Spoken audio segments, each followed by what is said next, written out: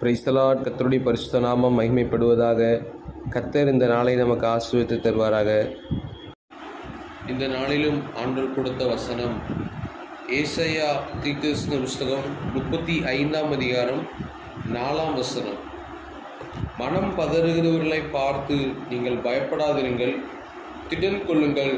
இதோ உங்கள் தேவன் நீதியை சரிகட்டவும் உங்கள் தேவன் பதிலளிக்கவும் வருவார்.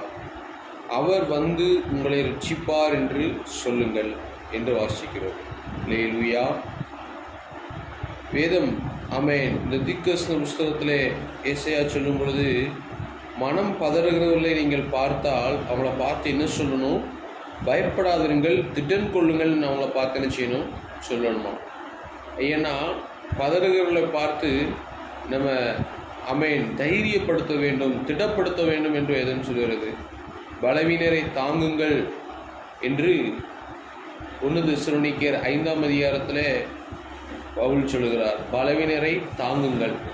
அப்போ மனம் பதறுகிறவர்களை பார்த்தா என்ன நீங்கள் இப்படி பயந்துட்டு இருக்கீங்கன்னு சொல்லி அவங்கள நம்ம பரியாசமோ அல்லதோ அவங்களுடைய பலவீனத்தை நம்ம அற்பமாக எண்ணாதபடிக்கு அவங்கள பார்த்து பயப்படாதிருங்கள், திடன் கொள்ளுங்கள். இதோ உங்கள் தேவன் நீதியை சரிகட்ட உங்கள் தேவன் பதிலளிக்க வருவார். அவர் வந்து உங்களை ரட்சிப்பார் என்று நம்ம சொல்லணுமா? அவங்களுக்கு நம்ம அனுசரணும், தைரியம் சொல்லணும். உங்கள் வார்த்தைகள், உங்கள் ஜெபத்துக்கு கர்த்தர் பதில் தருவார். உங்களுக்கு நீதியை சரிகட்டுவார். உங்களுக்கு தீமை செய்தவருடைய வாழ்க்கைகளுக்கு கர்த்தர் பதில் செய்வார். நீங்கள் பயப்படாதீங்க, தைரியமாக இருங்க. ஆண்டவர் உங்களை வந்து ரட்சிப்பார். நீங்கள் என்ன சூழ்நிலை இருந்தாலும் தேவன் உங்களை ரட்சிப்பார் என்று நம்ம அவங்களை திடப்படுத்த வேண்டும். பாருங்க. ஆனால் தேவனை அறியாத ஜனங்கள் என்ன சொல்லுவாங்க அப்படின்னா, தாவீது சங்கீதம் 3 சொல்கிறாரு, 3:2 எனக்கு விரோதமாக எழும்புகிறவங்களாம் என்னை பார்த்து என்ன சொல்கிறாங்க? தேவனிடத்தில் அவனுக்கு ரட்சிப்பு இல்லை என்று என் ஆத்துமாவை குறித்து சொல்லுகிறவர்கள் அநேகராக இருக்கிறார்கள்.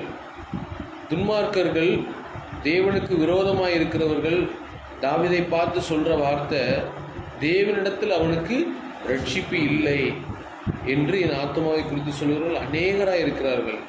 ஆனால் ஒரு ஆண்டவருடைய பிள்ளை அதை அப்படி சொல்லக்கூடாது. உனக்கு தேவனிடத்தில் நிச்சயமாக என்ன உண்டு? ரட்சிப்பு உண்டு. அவர் வந்து உன்னை ரட்சிப்பார். அவர் வந்து உன்னை குணமாக்குவார். அவர் வந்து உன்னை உயிர்ப்பிப்பார். அவர் உன்னை சாட்சியாய் நிறுத்துவார்னு சொல்லி நம்ம அவங்கள பார்த்து என்ன செய்யணும்? சொல்லணும். ஏன்னா நீதிமொழிகள் 12:25 வேதம் சொல்கிறது, மனுஷனுடைய இருதயத்தின் கவலை அதை ஒடுக்கும், நல் வார்த்தையோ அதை மகிழ்ச்சியாக்கும். அவனுடைய இருதயம் ஒடுங்கி இருக்கிற நேரத்தில் நம்ம நல்ல வார்த்தைகளை சொல்லும் பொழுது அவனுடைய இருதயம் என்ன செய்யுது? மகிழ்ச்சியாகிறது. மன மகிழ்ச்சி நல்ல ஔஷதம் என்று வேதம் சொல்லுகிறது. அவனுடைய வார்த்தை நம்ம தேவனுடைய வார்த்தையை நம்ம உங்களுக்கு சொல்லும் பொழுது, தேவன் உங்களை விடுவிப்பார், ரட்சிப்பார் என்று நம்ம அவங்கள சொல்லும் பொழுது அவங்களுடைய எலும்புகள், ஆத்துமா, இருதயம் எல்லாத்துலேயும் தேவனுடைய பலனை கட்டளையிடுகிறார். அல்லேலூயா. அதனால் ஆண்டவர் சொன்னார்ல, மனுபுத்திரனே இந்த எலும்புகளை பார்த்து நீ என்ன சொல்லு? தீர்க்கதரிசன முறைன்னு சொன்னார். ஆகவே உலர்ந்து போன நிலைமையில் காணப்பட்ட அந்த எலும்புகளை பார்த்து தீர்க்கதரிசனம் சொல்ல வைத்தார். அந்த எலும்புகளுக்குள்ள தேவன் ஆவியை பிரவேசிக்க செய்து என்ன செய்தார்? அதை உயிரடைய செய்தார். அதுபோல் சூழ்நிலைகளை பார்த்து பயந்து கொண்டு கலங்கி கொண்டிருக்கிற ஜனங்களுக்கு நாம் என்ன சொல்லணும்? மனம் பதறுகளை பார்த்து திடன் கொள்ளுங்கள், தைரியமாக இருங்கள், பயப்படாதிருங்கள். அவர் வந்து உங்களை ரட்சிப்பார் என்று நாம் திடப்படுத்த வேண்டும்.